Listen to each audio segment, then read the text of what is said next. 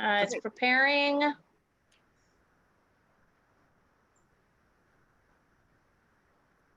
It says it's streaming live on YouTube now to me.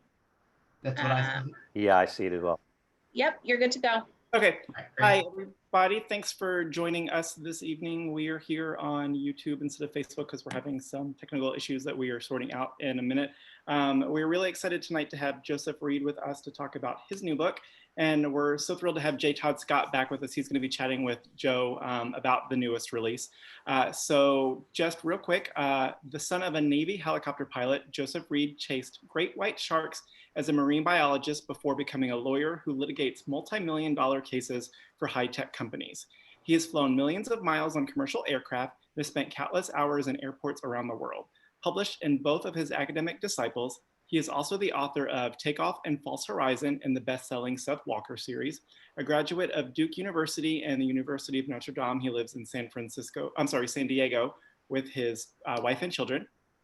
And Todd Scott has been a federal agent with the DEA for more than 20 years, working cases investigating international maritime smuggling and domestic meth labs, and led a multi-agency strike force dedicated to attacking Mexican cartels, smuggling routes. He has a law degree from George Mason University and is a father of 3. So if you guys are watching live on YouTube, we're trying this for the first time this evening, you can leave questions for either author in the YouTube comments, and I will direct those to them after they've had some time to chat. So I'm going to turn off my video and let you guys talk, and we'll see you in a little bit. All right. Thanks, John. Thanks, John. You know, Joe and I were speaking just as we were getting this spun up here a moment ago, that the technical difficulties are kind of emblematic of 2020, I think, and book tours and book launches. You know, we have the rare, I guess, distinction of both launching books this summer during the middle of a pandemic. So doing these virtual events is new to us, and you know, we're struggling with the technology. But as I was telling Joe, if we had Seth Walker here, he would be able to fix this immediately in a way that I know that I couldn't. I'm not sure Joe can. So Joe, thanks for being here tonight. And you know, I'm a big fan of what you're doing with these books. And for those people who maybe haven't you know, read Takeoff or False Horizon, or just coming to this stuff fresh and new, you know, Seth as a character's protagonist has kind of been, you know, compared to Jack Reacher, and I personally don't think that quite captures the essence of the character. If you had to sum up Seth in, you know, 2 or 3 words, how would you describe the Seth Walker of your books? Oh, thanks so much. And yeah, I'm a big fan of what you do. Thank you so much for doing this with me. Yeah, Seth, I think that the 2 best words to describe him are, he's an introverted geek. I mean, he really is. I mean, he's got some muscles from surfing, and he's got some tattoos and stuff like that. But deep down, I mean, he's as big a geek as there is. Right. He is awkward around women. He's nervous. I mean, it's not like he's a brooding, you know, sex symbol. He may come off that way, but it's really because he's sort of scared to death. Right.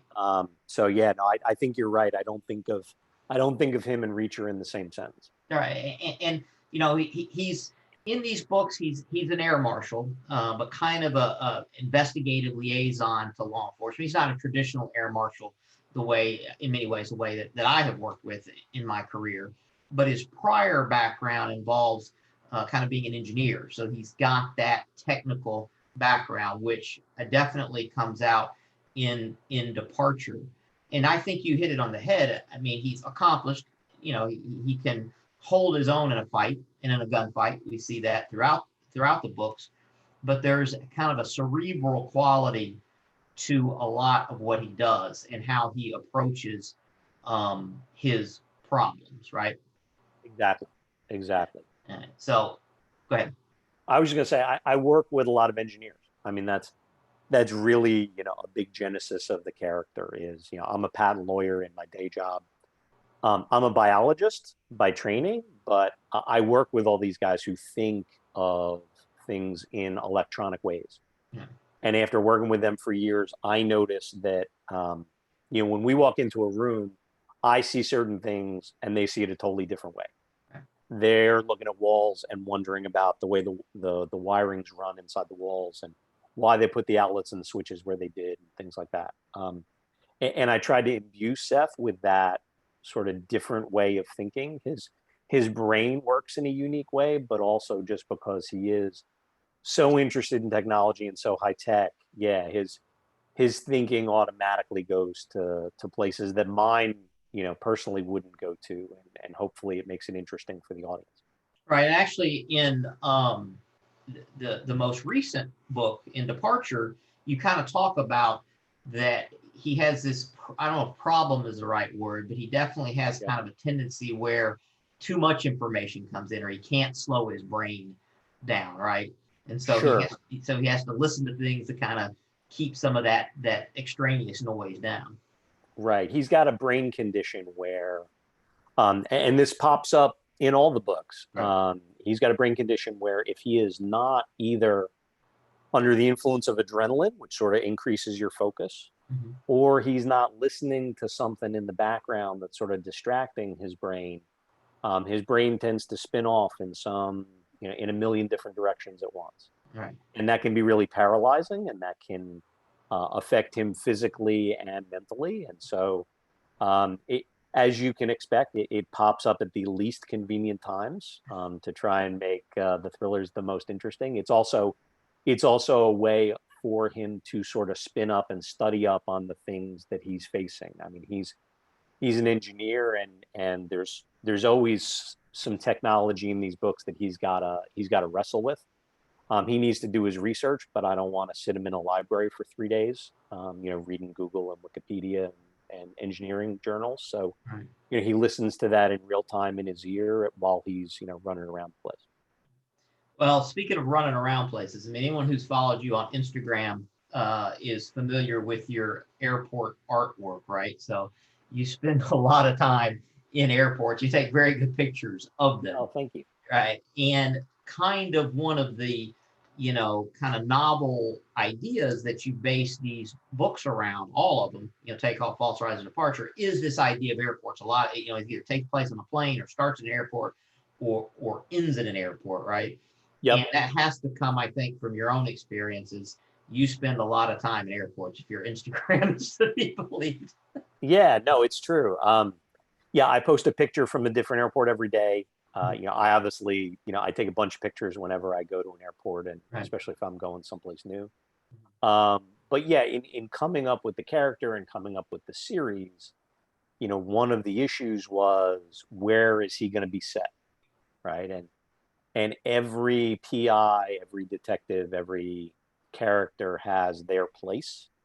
And so many writers have done such, fundamental and quintessential descriptions of places, right? Like Connolly has LA, John Sanford has Twin Cities, you've got Texas.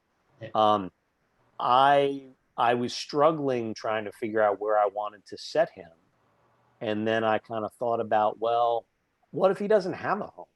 What if his day-to-day is doing what I do, which is, flying from place to place and staying in weird, sort of one-off motels and stuff like that.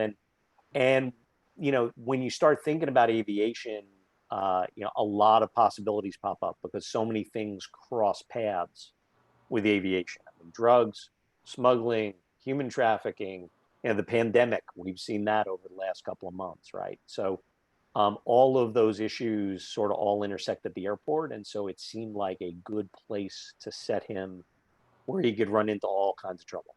Okay.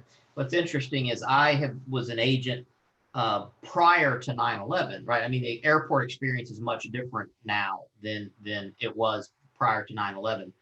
And so I've never been through the current security protocols in an airport because I'm, licensed to carry my gun. I carry it everywhere. I carry it on planes. So I'm walked around all that stuff. So when when I travel with my family, they go through the pat down and swabs, have to take their shoes off and get strip searched. And I walk around, and I always tell them that as I go through those other areas, that they give us gift bags and they have pizza, and it's a very relaxing experience while they're getting, strip searched. But it's a fascinating concept that you have here, with Seth in these airports, takeoff, has LA involved in it, and kind of deals with a star a little bit, Hollywood star, right? False Horizon in and out of Appalachia.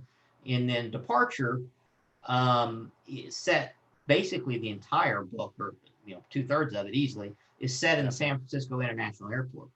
And I felt by the end of that book that I could literally walk around that airport and find everything as you described it, because I got the sense that it was very much to scale and to place, right? So did you just sit in that airport and take pictures and diagram it? I'd been to SFO a lot for work. I go up to the Bay Area because it's a high tech hub. But yeah, I for this book specifically, I went up, and the way the terminals connect, you can't walk inside security around the whole airport. Mm-hmm. Only certain terminals connect. So like one international terminal connects to where United domestic is. Right. And then there's a wall that you can't cross. Right.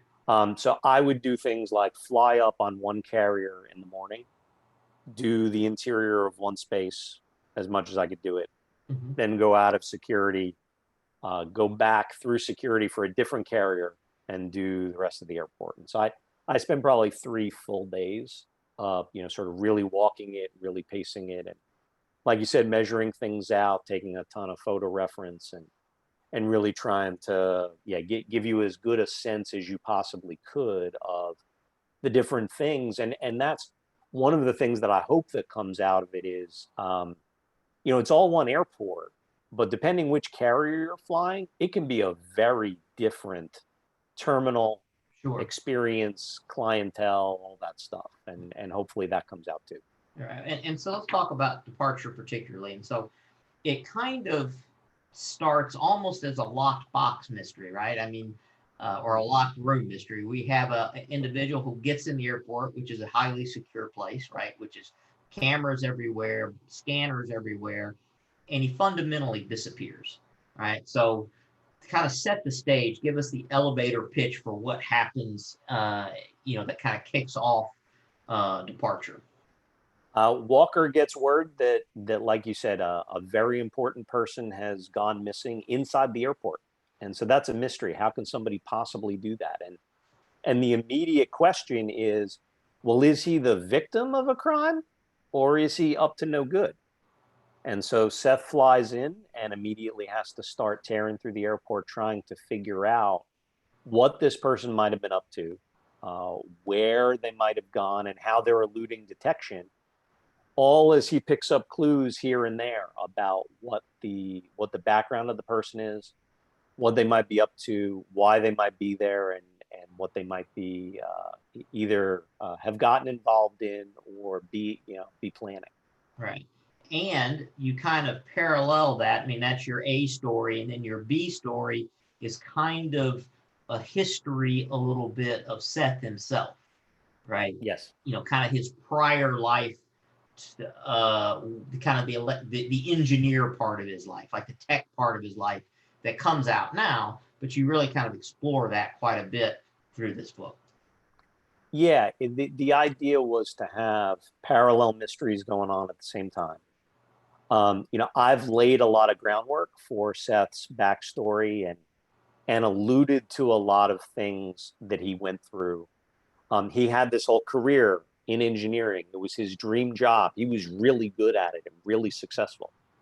And then he left that mysteriously and moved to LA all of a sudden and became an air marshal.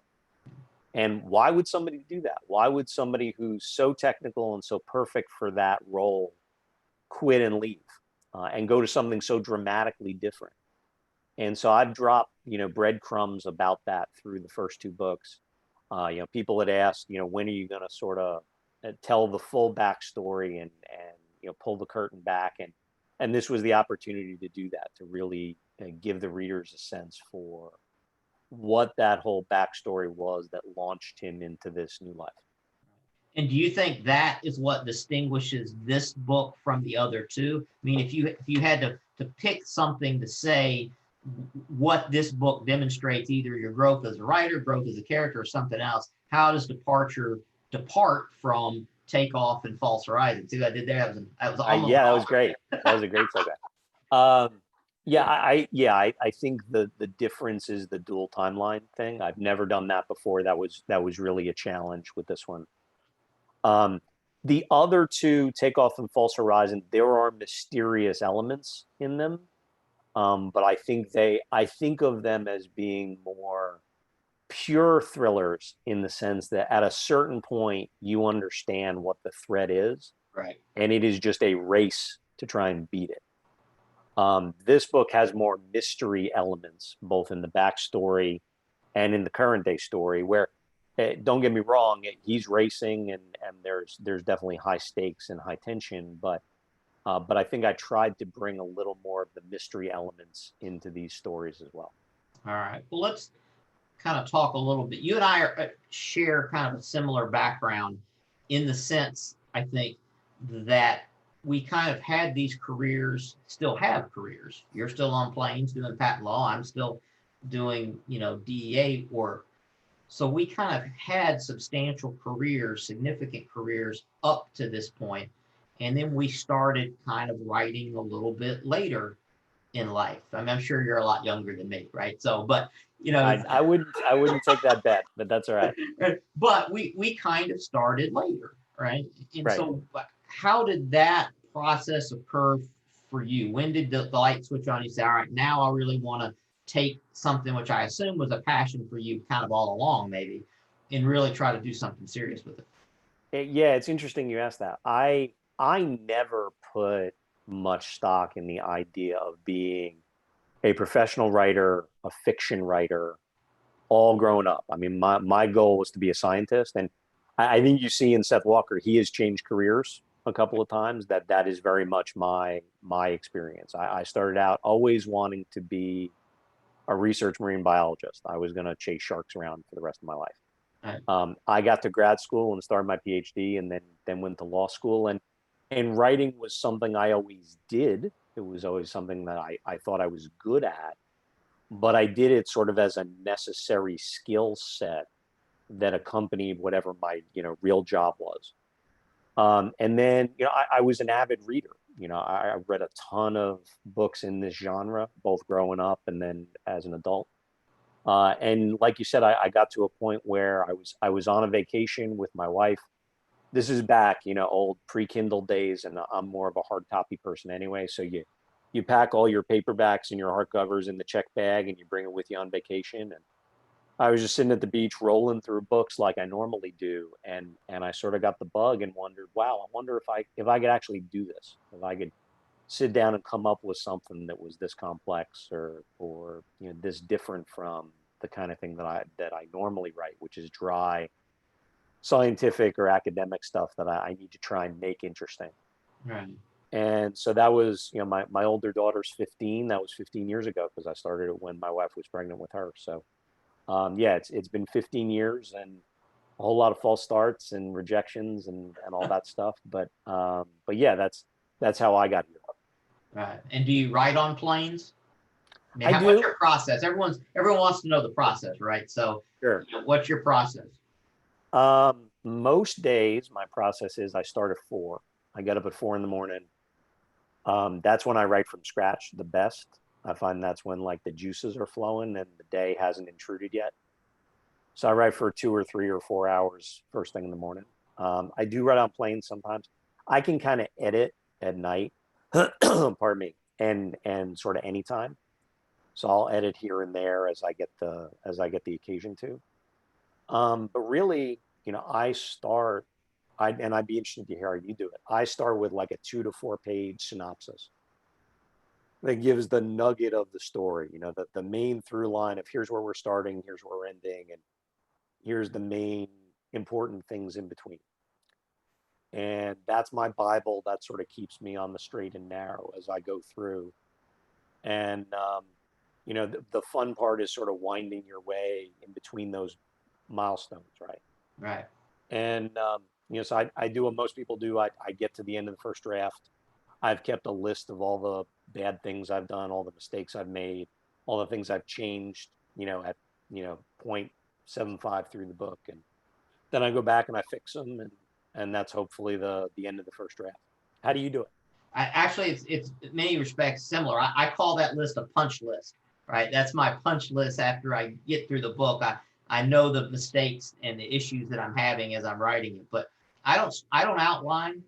I have some characters in my head that I want to explore and a general loose idea of the story. I tend to be character first, plot later.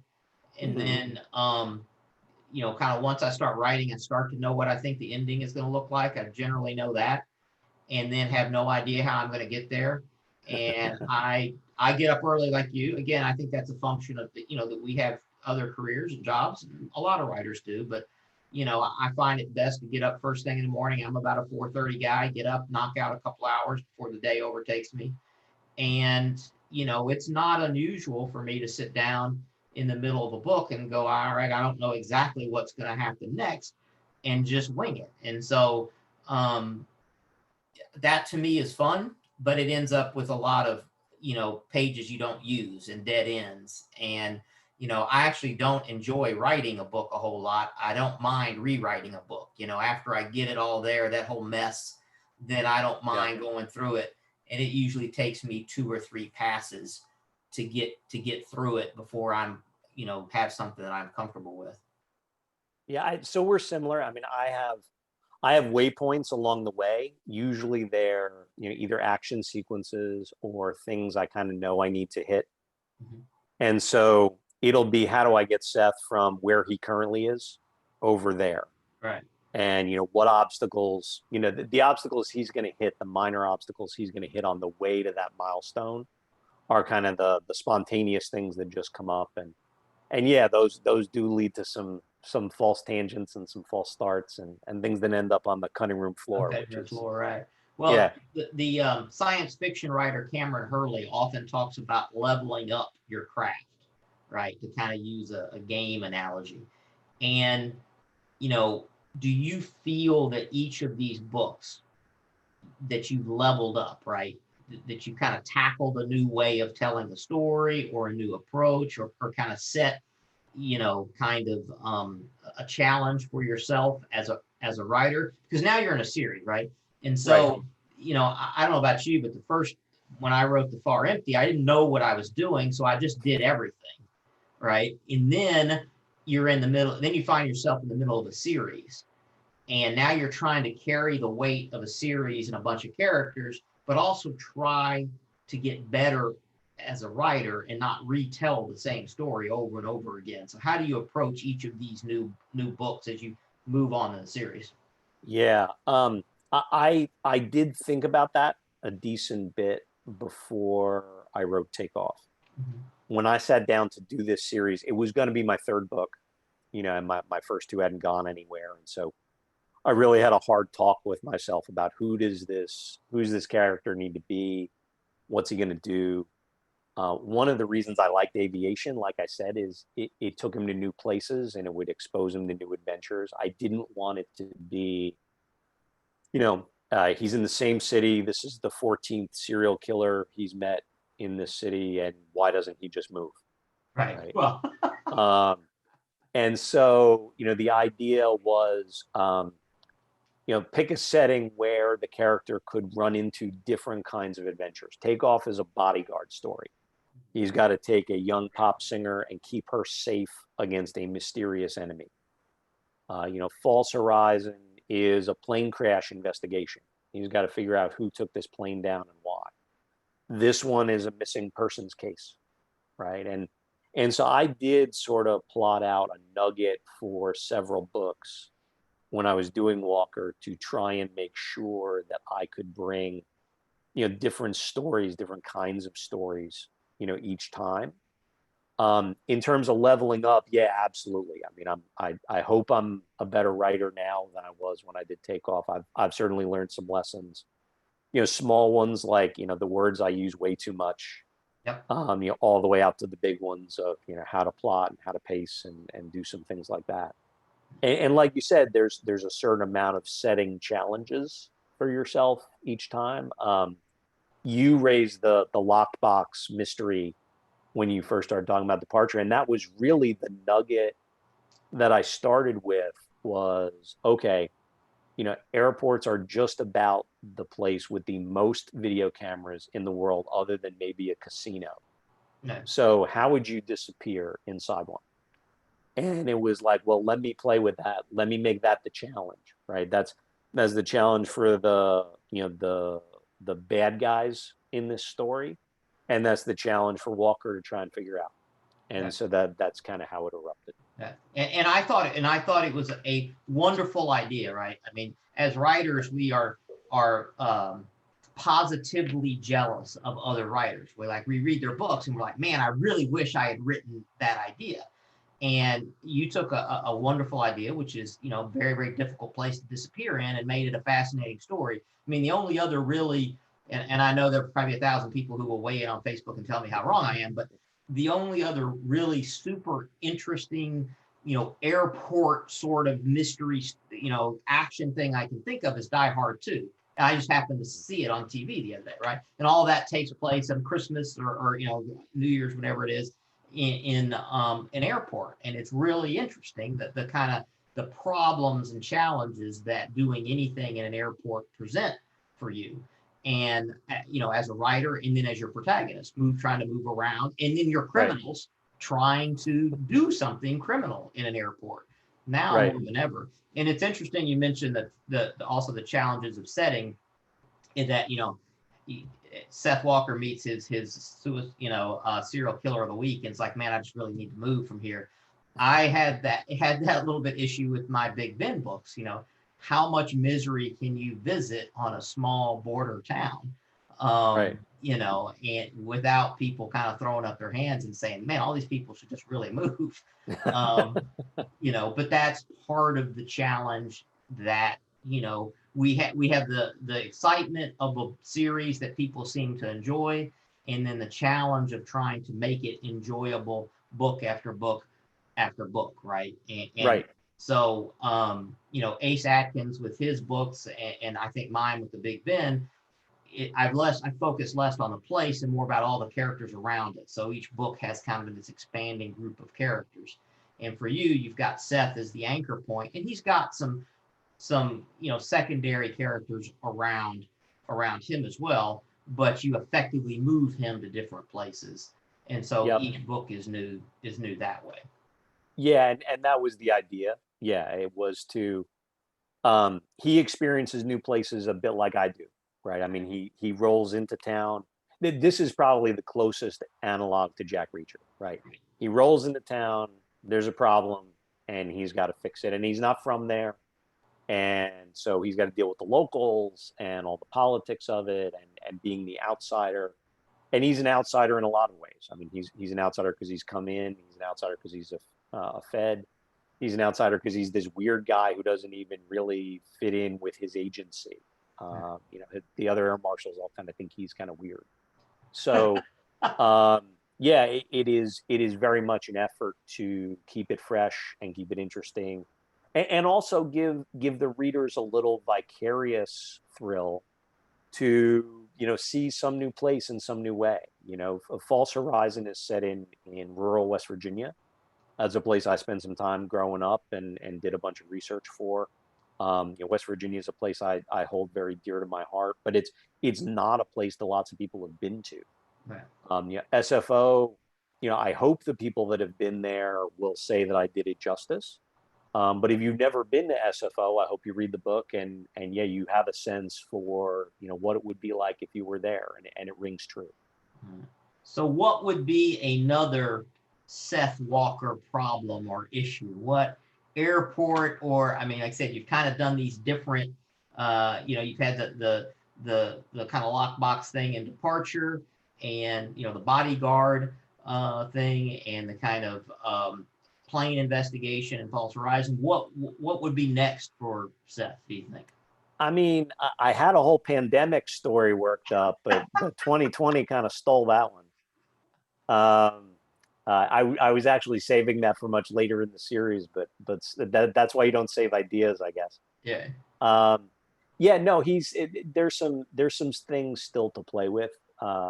There's I think one of the themes that runs through this book, and it's a little bit in some of the others, but it's probably most prevalent in this book, is sort of the class. There's some class issues, some Right. class divides, and I think especially with air travel, that that really comes across and comes about. Um, for example, there are privileges that are extended to the rich and famous about traveling that the rest of us don't have. Right. And so in takeoff you see some private aviation. In some of the other books you see behind the scenes in airports a little bit. I think there's certainly more to expose about how different classes of people move through aviation, and the different things that come about as a result of that. Seth is a great character, and you've enjoyed a lot of success with him. Are there other stories, other genres, anything else that you would like to approach, or are you still pretty committed to some Seth stories for a while? I would write Seth all day. I do like him. I do feel like I know him. Hopefully people respond well to him. But yeah, no, I'm like anybody else. I have other things I'm interested in. I have a few things kicking around. I'm a big fan of heist movies. Mm-hmm. In case you can't see sort of the heist elements in my crime fiction so far, I'm a big lover of things like Ocean's 11 and The Sting and stuff like that, twisty, turny, con job kind of things.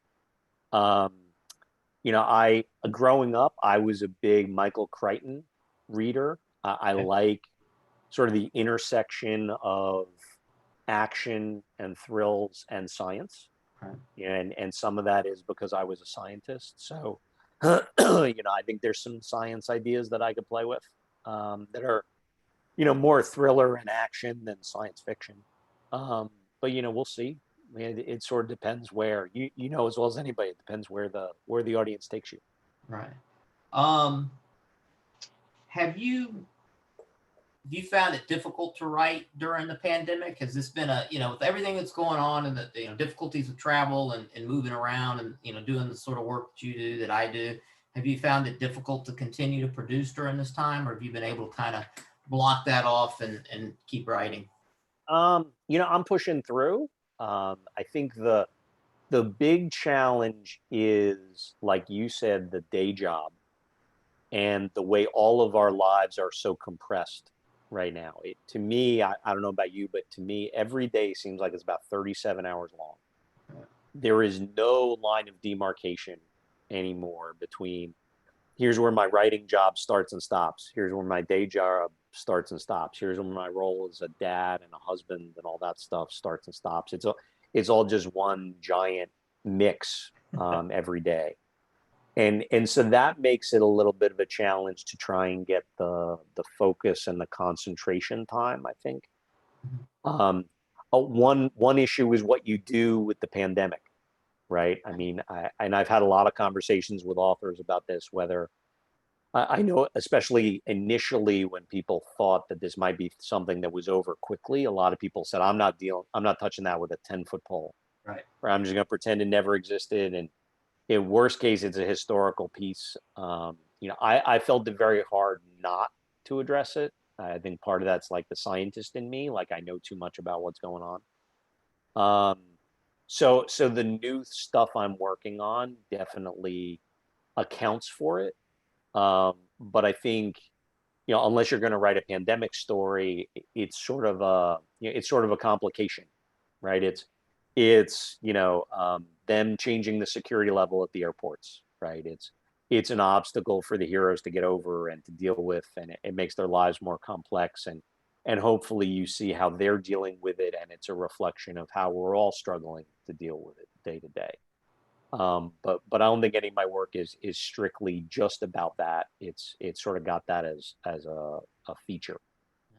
And what do you think about, again, I said you and I are similar. We kind of came to writing late. We had a lot of other stuff that we're doing. How have you found the publishing industry? Have you found, being a published author? What has surprised you about this industry as you've tried to, create work and get it out there? How do you feel like do you have a handle on the business side of this, and where you just kind of do like I do and write books and throw them out there and hope somebody reads them? Yeah, I mean, there is definitely an element of chance and luck, I think, in this industry, and you never know quite, which book is going to be the big book of the year and which book people are going to respond to and why and things like that. I think you have to write the books that mean something to you, and I think you have to put all of you in them, and you certainly do that. I think I try to do that. The biggest surprise, I guess, coming to this industry, especially late and coming from where I come from, I'm a litigator. I'm used to arguing and fighting with people all day, every day about, everything from really big issues to really small issues. I got to say, everybody in publishing, from the writers to the editors to the bookstores to the readers, everybody is so wonderful. I have to pinch myself sometimes. I was at Thriller Fest, on one of those big panels, and somebody asked a similar question, what's been the biggest surprise being a debut? And it was just how supportive everybody is. It's writers really understand, the struggle that we all go through, and I think we're all in the main supportive of each other and pulling for each other. And like you said, we're all fans, right? I mean, I love your books. I love Lost River. I think it's terrific. And so, we're all rooting for each other and we're all helping each other. And we do events like this. And then you get to meet readers. And I mean, there's nothing better than that. Hearing people that actually spend some time, with your characters and bought in and took the ride with you. I mean, it is a wonderful, supportive environment, and that's been great, I think.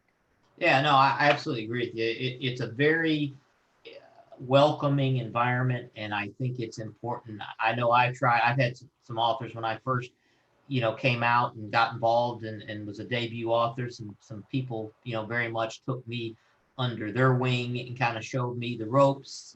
Ace Atkins is one, Jeff Abbott is another, David Joy. Just a whole bunch of them out there who've been very decent to me. And so, I, in my small way, wanted to help other authors too. And it's not a zero-sum game. I mean, we all win, right? And so, there's infinite bestsellers out there in many respects. So, we just write the best books we can and hope they do well and hope everyone's books do well. And I think for me, the biggest thing was how little control I actually have over everything. As a federal agent, I control these investigations, and now I'm kind of a senior agent, so I kind of run big operations and big things and have a lot of people, and as an author, after we write their book, there's very little we control after that, right? I mean, right. We can't buy them all. We can't market them all or publicize them all. So, all we can do is write the best book we can and then sit it out there and hope people, respond to it. Yeah, no, I agree. And I think, I think the big thing is, like you said, the execution, right? It is, I couldn't write your Border series. I mean, I just couldn't, and that was something I had to figure out. One of the reasons I struggled, the very first book I wanted to write was this big, sprawling Tom Clancy, 15 time zone kind of spy mystery. And when I started, I just wasn't good enough and I wasn't capable of writing that book. And gradually, I think I've come around to figure out what I'm good at, and what I can write, as opposed to other people. Right. And, what makes my books different. And hopefully people gravitate to that. Hopefully people respond to that. Can I ask you a question? Because you brought up being an agent. Sure. And working on investigations. I always get asked how being a lawyer impacts being a writer. Mm-hmm. And what I always say is, in law, I build these cases, right, that we're going to present to a jury. And so I go out and I gather all these little pieces of evidence, and I have to assemble them into a story at the end, right? And I have to tell a cohesive story to the jury and the judge. And if they believe me, right, then maybe my client wins. Writing for me is just the reverse. I get to start with the end, take a hammer and smash it, Right. and then scatter all the little pieces of evidence. Do you find that your law enforcement career impacts you a similar way, or is it different? No, I think it impacts a similar way. I mean, I think that as an agent, when you're building a case, because we're proactive, we don't really wait for a bank to get robbed or something to happen. We're trying to stop crimes as they're happening. We identify someone who we think is a, drug trafficker, and we try to stop them. And a lot of times these are very creative individuals with a lot of money and resources at their disposal. So we have to be able to tell a story about this person, their life, what they're doing, and convince a prosecutor and then a jury that what we believe, what we have proven about this person is in fact the truth. What has impacted my writing is two things. One is that very few people are crooks all the time.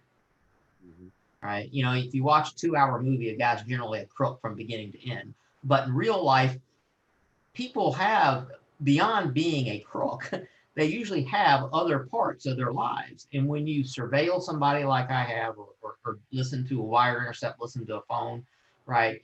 When you're dealing with someone for months and months, right? You realize that they have families, that they have interests beyond the criminality that you are targeting them for. So, that's why I try to put that in my writing, that my criminals are, they're bad people, but they don't do bad things every minute of the day, right? And they often have reasons and justifications for who they are. So that's one thing that I think I have, brought into my writing to kind of de-caricature, villains and criminals and things like that. And then I would say the other thing is, we investigate guys for a long time. And, sometimes you don't have all the answers, right? Like, you can't explain everything that someone does or how they've done it, right? So you have to accept a certain amount of ambiguity. These cases don't often have easy resolutions, right? There's a lot of collateral damage, and there's a lot of things that you just don't know and can't explain. And I try to introduce that into my stories as well, right? That there's never easy a bow tie solution, right?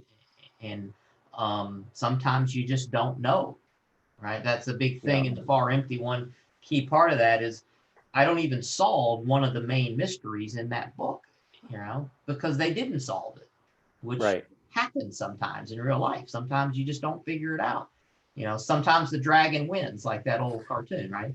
So I think that's how my career has impacted my writing, to kind of add some of that ambiguity and that characterization that I try to put in my stuff. So that point you made about people being well-rounded, right, and having different sides, I totally agree. And it wasn't until you said it really that I thought about how law sort of brings that in too. I mean, I've deposed, I don't know, dozens of people, right? And you sit there and you ask a person questions for 8 hours, 10 hours at a pop. Not all the questions, right, are just germane to the case, right? You get details about their personal lives and things like that.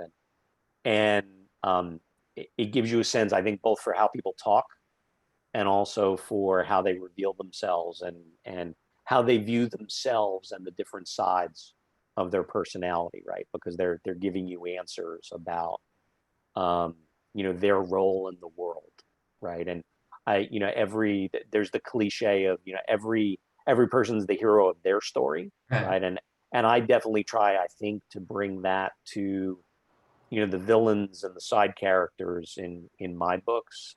False Horizon has a bunch of what people describe as sort of politically charged issues in it. Well, one of the real compliments I got coming out of that book was that people didn't know which side I came out on. Because I think that was from trying to give both sides their due in terms of why does somebody feel this way about fracking or, whatever it is. And so, yeah, I think that's something I try and do too. Right. So who are some authors that you are reading now? Who's some people that you've been reading over the last year that you would suggest? I always do this whenever I'm in a book event. I say, look, if you don't like my books, that's fine. I get it. They're not for everyone. But here's some authors you might like. So get something from this book. No, not me. You can't. I am in Lost River, and I thank you for the copy of it. No, I love what you do. I think what you do is great. Yeah, I mean, I'm a fan too. Ellison Cooper and I were debuts together. Her new one, Cut to the Bone, just came out. Another example of somebody who I don't do her kind of books, right? Her books are dark and twisted and scary in ways that like would keep me up at night if I was trying to write them and get inside those people's heads. And I'm always amazed at the things she brings to them. I read a bunch from my publisher and my agents, kind of other clients. So whether it's like Victor Mythos, who just won the award for best legal. Bill Myers Jr. is a good friend, and he writes legal thrillers. I try not to read too many legal thrillers because it's one of those things as a lawyer, like I get enough of that in my day job. All right. So what's the best legal thriller of all time? What is your pick for the best legal thriller? I know mine, and this dates me, and I'm sure there's again probably 100 others, but I know mine. I mean, I would say it's one of the Grishams, and it's probably The Firm. His early stuff was great. Time to Kill was fantastic. In terms of just breakneck pace and oh my gosh, you want to turn the page though, the Firm was a killer. All right. Well, what's yours? That one and Presumed Innocent. Okay. Would be my, if I had to just pick one off a shelf. What's your favorite book of all time? Any book? You know what? This may strike people as interesting because it's not the genre that I write in, although I do kind of name check or at least echo it in one of my books. It is Neuromancer by William Gibson. And, it's a science fiction book. It really kind of brought this idea of cyberpunk out. And it's less, and obviously William Gibson's gone on to write numerous books. And he's just such an inventive, unique writer. Like the minute you pick up a William Gibson book and read it, then, you just, the language and everything is so him. So, obviously that would be, that's one, but Cormac McCarthy, Blood Meridian would be another. Again, I tend to like these authors who have a very unique voice, who do interesting things with language, and obviously both do. And then, but one of my two favorite all-time authors, is James Lee Burke and James Carlos Blake. So those are two authors who I think probably directly influenced me a lot in terms of the crime writing and that sort of stuff that I've been doing. Okay. So, and now there's John. I was about to get to you, John. We have questions from the field. We do, and I wanted to mention, since you guys just talked about James Lee Burke and John Grisham, we did an amazing live stream event with them this last Sunday. which since you guys are on our YouTube page now, if you're watching, you can click back through our videos, watch it. Grisham interviewed Burke, and since Jim doesn't travel anymore, it was just an amazing thing to sit and watch the two of them interact with each other. So definitely check that out if you guys are watching. So yeah, I've got some great questions from the crowd. Kathy asks, do you ever find the story takes you to a place that you didn't expect? Yeah, absolutely. You know, like I said, you know, I kind of have the ending in mind. I know where we're headed overall. And I know a few beats of how to get there. Mhm. But there's definitely waypoints in the middle where you find things that you weren't expecting going in. Departure, you know, certainly has a few of those. There's a few action scenes in there and complications in there that I didn't at all plan for, you know, in my synopsis or sort of the outline that I bring in. But that ultimately, you know, I think ended up being a major part of the book and impacting everything. So yeah, absolutely. And this is for both of you. You talked a little bit about backgrounds already. Julia was saying that you guys make great in conversation partners. Can you tell us how the two of y'all met? Sure, go for it. I think it was at Thriller Fest, right? Or BoucherCon. It was Thriller Fest. It was in New York. Yeah. Yeah. So we happened to run into each other during the various author events there. And as authors do, we got to talking and found out we had a lot of similarities and appreciated what each other was doing. And it literally just kind of started as a friendship back then. And we've stayed in touch since then. So like it often happens. Awesome. Yeah, we were on a panel together, and the very first thing I did right after the panel ended was I ran to the bookstore and I bought The Far Empty. Honestly, that was the very first thing I did. It was a great book, and yeah, it's been a great friendship, and I love seeing what you get up to and reading your books. I think they're fantastic. Thank you. So Kathy also had a couple of questions about working with editors. Do you ever struggle with the editor or publisher over kind of a plot point or characters? And also going at that, how much does an editor work with you and help you kind of hone your craft as a writer? So I'll let you take that. Yeah, you know, editors have been great. I mean, I'm sure, you know, I'm sure not everyone has a fantastic experience with their editors, but I've been very lucky. You know, my editors have been fantastic and supportive, and have loved Seth and love what, you know, I'm trying to do. You know, I think sometimes people envision them bringing these outside ideas and trying to like force things on you. That's really not the way it is. I think they, you know, like if you think of it as cooking, right? They're sampling the meal and they're telling you, you know, there's not enough salt. They're telling you to maybe edit this, or maybe don't make the piece of steak so big, you know, because the plate's too heavy. But you know, they are not saying switch from steak to chicken. And so, yeah, I think they've been great. I can think of one particular thing that I want to give anything away in this book, but it was a great aspect of the book that my editor suggested, you know, on the last set of rewrites, and I think it really adds a huge dimension to the book, and I'm so glad she suggested it. So Yeah, my experience has been the same. You know, my editor at Putnam has been great. You know, they continue to publish these really big books, and I keep thinking that there's no way they're going to publish these books. They're going to ask me to cut them, and they don't. And you know, it's generally small cuts and trims and things like that, as opposed to any wholesale. You know, you need to cut a whole character or add a whole character, or this, you know, the book falls apart at the end. I haven't fortunately had much of that.